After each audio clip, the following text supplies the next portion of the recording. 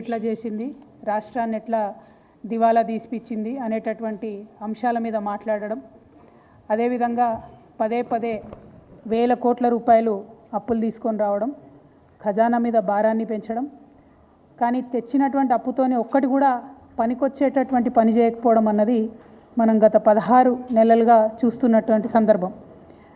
అంతేకాకుండా మన రాష్ట్రానికి సంబంధించినటువంటి గౌరవ ముఖ్యమంత్రి గారు నిన్నగాక మొన్న మాట్లాడినటువంటి మాటలు కూడా మనందరం కూడా చూసినాం.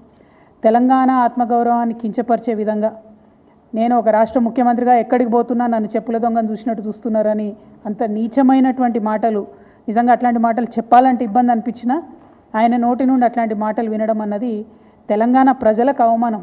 అది సీఎం చైర్కి అన్నది పక్కన పెడితే మనది అన్ని రాష్ట్రాల్లాగా కాదు. మనం ఆత్మగౌరవంతో పోరాటం చేసి 60 ఏళ్ళు సాధించుకున్నటువంటి రాష్ట్రం. అటువంటి రాష్ట్రాన్ని ఎంత గౌరవప్రదంగా మనం కాపాడుకుంటే అంత బాగుంటుంది. కానీ తెలంగాణ ఆత్మగౌరవాన్ని కించపరిచే విధంగా ముఖ్యమంత్రి గారు మాట్లాడడం బాధాకరం. అయితే ముఖ్యమంత్రి గారి మాటల వెనకాల ఆక్రోశము, బాధ వేరే ఉన్నది. ఏంది వేరేది? మొన్ననే మనం చూసినాం, 400 ఎకరాలు కంచగచ్చిబౌలి భూముల్ని కుదోబెట్టి 10,000 కోట్ల రూపాయలను అప్పుగా తీసుకొని రావడం జరిగింది. యావత్ ప్రపంచం ముందు తెలంగాణ పరువు తీసినటువంటి ఉదంతాన్ని కూడా చూసినాం. అక్కడ ఉన్నటువంటి నెమళ్లను, చెట్లను అన్నిటినీ నాశనం చేస్తే ప్రపంచవ్యాప్తంగా ఉన్న పర్యావరణవేత్తలందరూ కూడా బాధపడ్డ విషయం చూసినాం. మరి ఎందుకంత పట్టుదల? ఎందుకు ఆ భూములు అమ్మాలి? ఎందుకు 10,000 కోట్లు తెచ్చుకోవాలి అంటే, ముఖ్యమంత్రి గారు కంప్లీట్గా ఆలోచన ఏంటంటే, తెలంగాణ రాష్ట్రంలో టీఎస్ఐఐసిలో, ఇదివరకు టీఎస్ఐఐసి అన్నాం, ఇప్పుడు వాళ్ళు టీజీఐఐసి అంటున్నారు, ఇండస్ట్రియల్ ఇన్ఫ్రాస్ట్రక్చర్ డెవలప్మెంట్ కార్పొరేషన్లో 1,75,000 ఎకరాల పైచిలకు భూమి కేసీఆర్ గారు జమ చేసి పెట్టిండ్రు. కేవలం హైదరాబాద్లో కాదు, జిల్లాలలో ఉన్నటువంటి అన్ని కేంద్రాలలో కూడా ఫ్యూచర్లో ఇండస్ట్రియల్ ఎక్స్పాన్షన్ కోసం అని చెప్పి టీఎస్ఐఐసిని ఒక స్ట్రాంగ్ పవర్ఫుల్ ఎంటిటీగా తయారు చేసి పెట్టిండ్రు. ఇవాళ రేవంత్ రెడ్డి గారి కుట్ర ఏంటంటే, ఆ భూములన్నింటినీ కూడా కుదవబెట్టాలి. కంచెగచ్చిబౌలి శాంపుల్ మాత్రమే 1,75,000 ఎకరాల తెలంగాణ వ్యాప్తంగా ఉన్న భూముల్ని కుదవబెట్టడానికి ఒక మంచి కుట్రపూరితమైనటువంటి స్కెచ్ రేవంత్ రెడ్డి గారు తయారు చేసుకున్నారు. మరి తయారు చేసుకున్నారు, కానీ ఆ విషయాన్ని ప్రజల నుంచి దాచిపెట్టాలనేటటువంటి ప్రయత్నం చేస్తున్నారు. మీ అందరికి కూడా తెలుసు, నా దగ్గర నిర్దిష్టమైనటువంటి ఆధారాలు లేకపోతే నేను మాట్లాడను. ఇవాళ నా చేతిలో ప్రభుత్వం ఇచ్చినటువంటి జీవో నంబర్ 12 ఉన్నది. GO number 12. ఈ జీవో ఏప్రిల్ 11వ తారీఖున ఇచ్చిర్రు ఈ సంవత్సరంలో. కానీ ఇది మీకు ఎక్కడ ప్రభుత్వ వెబ్సైట్లో కనబడదు, ఇండస్ట్రియల్ ఇన్ఫ్రాస్ట్రక్చర్ కార్పొరేషన్ వెబ్సైట్లో కనబడదు, ఎక్కడ కూడా కనబడదు. ఎందుకు ఇంత రహస్యం? ఎందుకోసం దాచిపెట్టినరు? ఏమున్నది ఈ జీవోలా? ఇది చెప్పడానికే నేను ఇవాళ తెలంగాణ ప్రజల ముందుకు రావడం జరిగింది. ఈ జీవోలో ఏం చెప్తుందంటే, ప్రభుత్వము ఇప్పటి వరకు Telangana state industrial infrastructure corporation అనేటటువంటిది ఒక ప్రైవేట్ లిమిటెడ్ కంపెనీగా ఉన్నది. ఇప్పుడు దాన్ని రేవంత్ రెడ్డి గారి ప్రభుత్వం నిర్ణయం తీసుకొని పబ్లిక్ లిమిటెడ్ కంపెనీ కింద మార్చడం జరిగింది. మరి ఏం మార్పు వస్తుంది ప్రైవేట్ లిమిటెడ్ కంపెనీ నుంచి పబ్లిక్ లిమిటెడ్ కంపెనీ చేస్తే అంటే, ఇంకా 1,000 కోట్లు ఎక్కువ రుణాలు తీసుకొచ్చేటటువంటి అవకాశం ఉంటుంది. మొత్తం తెలంగాణలో ఉన్నటువంటి 1,75,000 ఇండస్ట్రియల్ ఐడెంటిఫైడ్ భూములు ఏవైతే ఉన్నాయో వాటినన్నిటినీ కూడా స్టాక్ ఎక్స్చేంజ్లో కుదవబెట్టేటటువంటి అవకాశం వస్తుంది. అందుకోసమే ప్రైవేట్ లిమిటెడ్ కంపెనీ ఉన్నటువంటి టీఎస్ఐఐసిని ఇలా పబ్లిక్ లిమిటెడ్ కంపెనీగా రేవంత్ రెడ్డి గారు మార్చడం జరిగింది. మార్చడంతోనే దీంట్లో ఏమొచ్చింది, ఇదే జీవోలో చెప్తారు. మార్చుతూ వాళ్ళు నిర్ణయం తీసుకుంటే ఏమొచ్చిందంటే, the company got listed on 11/12/2024 at national stock exchange and the company status got change to high value debt listed entity. అంటే హై వాల్యూలో డెట్ తీసుకోవడానికి, అప్పులు తీసుకోవడానికి, 1,000 కోట్ల అప్పులు తీసుకోవడానికి ద్వారాలు తెరిచినటువంటి ప్రభుత్వం, కాంగ్రెస్ ప్రభుత్వం తెరిచినటువంటి ముఖ్యమంత్రి గారు రేవంత్ రెడ్డి గారు. ఇవాళ నేను రేవంత్ రెడ్డి గారిని అడుగుతా ఉన్నా, మీరు ఒకవేళ ప్రైవేట్ లిమిటెడ్ కంపెనీ నుంచి పబ్లిక్ లిమిటెడ్ కంపెనీ చేస్తే పబ్లిక్ దగ్గర ఈ విషయం ఎందుకు దాచిపెట్టినరు? నెల రోజులైతే ఈ విషయాన్ని, ఈ జీవోను ఎందుకు మీరు వెబ్సైట్లో పెడతలేరు? ఎందుకు మీరు ఎక్కడ సమావేశాల్లో చెప్తలేరు? ఒకవేళ ఈ మార్పు చేయడానికి, private limited to public limited చేయడానికి మీరేమైనా నిపుణుల కమిటీ వేసిండ్రా? ఎందుకోసం తెలంగాణ భూములన్నీ తీసుకుపోయి స్టాక్ ఎక్స్చేంజ్లో కుదవబెడుతున్నారు? స్టాక్ ఎక్స్చేంజ్ మన చేతిలో ఉంటుందా? దానిలో ఒకసారి లాభాలు రావచ్చు, ఒకసారి నష్టాలు రావచ్చు.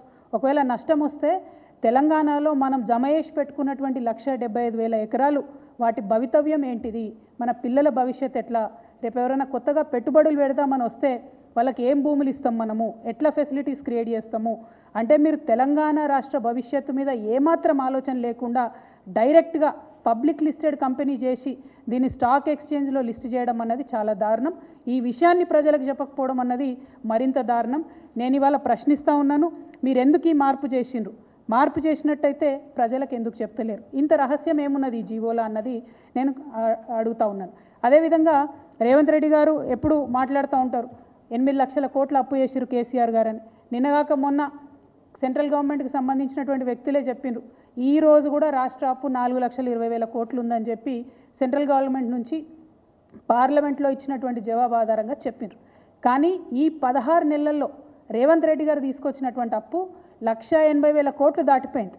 ఆ తర్వాత కొంచెం మేము స్టడీ చేసినాం, మరి 1,80,000 కోట్లు అప్పు తెచ్చిండు ముఖ్యమంత్రి గారు, ఈయన ఏం చేసిండు దీంతోనే అని. ఒక ప్రాజెక్టు కట్టలేదు, పూర్తిగా రైతు భరోసా ఇవ్వలేదు, పూర్తిగా రైతు బీమా ఇవ్వలేదు, పూర్తిగా రుణమాఫీ చేయలేదు, ఒక పెన్షన్ పెంచలేదు, తులం బంగారం ఇవ్వలేదు, మహాలక్ష్మి పథకం పెట్టలేదు, ఆడపిల్లలకు స్కీమ్ ఇవ్వలేదు, ఏమి ఇవ్వలేదు. కానీ తెచ్చిన 1,80,000 కోట్లు మాత్రం ఆరత కర్పూరం కరిగిపోయినట్టు కరిగిపోయినాయి. లెక్కలు బాగా తీస్తే తెలిసింది ఏంటంటే కేవలం 80,000 కోట్లు మాత్రమే ఇదివరకు చేసినటువంటి అప్పులు చెల్లించడానికి ఈ ప్రభుత్వం ఉపయోగించింది. ఇంకా 1,00,000 కోట్లు ఎక్కడికి పోయినాయి? మరి ఆ జవాబు చెప్పాల్సినటువంటి అవసరం ప్రజలకు ఉంది. ఇవాళ నేను డెఫినెట్గా ఆధారాలతో ఆరోపణ చేస్తూ ఉన్నాను, 1,00,000 కోట్ల రూపాయలు రేవంత్ రెడ్డి గారు పెద్ద కాంట్రాక్టర్లకు పేమెంట్లు చేసిండ్రు. ఒక తట్టెడు మట్టి కూడా ఎత్తిపోయకుండా 1,00,000 కోట్ల రూపాయలను కాంట్రాక్టర్లకు పేమెంట్ చేసిరు. ఇక కాంగ్రెస్ సర్కార్ విషయం మీ అందరికీ తెలిసిందే, వాళ్ళు 20% సర్కార్ కమిషన్ కాబట్టి 20% కమిషన్ సర్కార్ కాబట్టి అందులో 20,000 కోట్లు డైరెక్ట్గా రేవంత్ రెడ్డి గారి సొంత ఖజానాకు పోయిందని ఇవాళ నేను ఆరోపణ చేస్తూ ఉన్నాను. ఇది తప్పైతే ప్రభుత్వం తరఫు నుండి శ్వేతపత్రం రిలీజ్ చేయండి. మీరు 1,00,000 కోట్లు ఏం చేసిండ్రో చెప్పండి. 80,000 కోట్లు మీరు డెట్ పే చేసినట్టు మొన్న బడ్జెట్లో ఇచ్చినటువంటి డాక్యుమెంట్స్ ద్వారా తెలిసింది. కానీ ఇంకా ఎందుకు అప్పు తెస్తున్నారు? తెస్తుంటే దానికి ప్రణాళిక ఎక్కడ ఉంది? ఏం ప్రాజెక్టు కట్టిండ్రు? ఇవాళ నేను కాదు, గ్రామాలలో ఉన్నటువంటి ప్రజలు బాధపడుతున్నారు. పల్లె ప్రగతి మొత్తం పడకేసింది. కనీసం మోరీలు క్లీన్ చేసేటటువంటి పరిస్థితి లేదు, ఈ జీతాలు ఇచ్చేటటువంటి పరిస్థితి లేదు. మరి ఎందుకు ఇన్ని వేల కోట్లు అప్పు తెస్తున్నారు? ఎందుకు రాష్ట్ర భవిష్యత్తును ఇబ్బంది పెట్టేటటువంటి పరిస్థితి క్రియేట్ చేస్తున్నారని నేను ముఖ్యమంత్రి గారిని డిమాండ్ చేస్తూ ఉన్నాను. ప్రభుత్వం ఖచ్చితంగా శ్వేతపత్రం ఇవ్వాలని కూడా డిమాండ్ చేస్తూ, మరి తెలంగాణ రాష్ట్ర గౌరవాన్ని ఒక పక్క తాకట్టు పెడుతున్నారు, అవమానపరుస్తున్నారు. ఇంకొక పక్క తెలంగాణ బిడ్డల భవిష్యత్తును కూడా నేషనల్ స్టాక్ ఎక్స్చేంజ్లో మీరు తాకట్టు పెడుతున్నారు. దీన్ని మేము తీవ్రంగా ఖండిస్తున్నాం. ఒకవేళ మీరు ప్రైవేట్ లిమిటెడ్ కంపెనీ నుండి పబ్లిక్ లిమిటెడ్ కంపెనీని చేయడంలో నిపుణుల యొక్క సూచనలు లేకపోతే ఈ నిర్ణయాన్ని వెనక్కి తీసుకోవాలని కూడా ఈ సందర్భంగా నేను ప్రభుత్వాన్ని డిమాండ్ చేస్తున్నాను. సరైనటువంటి రీసెర్చ్ చేసిన తర్వాతనే ఇట్లాంటి మార్పులు జరగాలి, అది కూడా ప్రజల నాలెడ్జ్లో ఉండి జరగాలని చెప్పి నేను ప్రభుత్వాన్ని డిమాండ్ చేస్తూ ఉన్నాను. Thank you.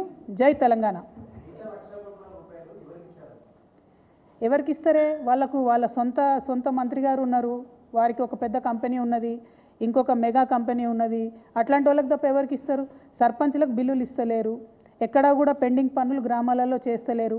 కేసీఆర్ గారు ఇచ్చినటువంటి రోడ్ ప్రాజెక్టులు కావచ్చు, చెరువు పూడిక తీసేటటువంటి కార్యక్రమాలు కావచ్చు, వాటిని అన్నింటినీ కూడా యునానిమస్గా క్యాన్సిల్ చేసిండ్రు. ఈ 16 నెలల్లో ఎక్కడన్నా ఒక చెరువునన్నా మట్టి తీసిండ్రా? ఎక్కడన్నా ఒక చిన్న తట్టెడు మట్టి ఎత్తి పోసిండ్రా? అది ప్రజల దృష్టిలో ఉన్నది. సో వీళ్ళు ఎంతసేపు ఏంటంటే పెద్దోళ్ళకి 1,00,000 కోట్లు ఇవ్వాలి, దాంట్లోకి 20% కమిషన్ తీసుకోవాలి. ఈ ఎజెండా మీద ప్రభుత్వం నడుస్తున్నట్టుగా తెలుస్తోంది.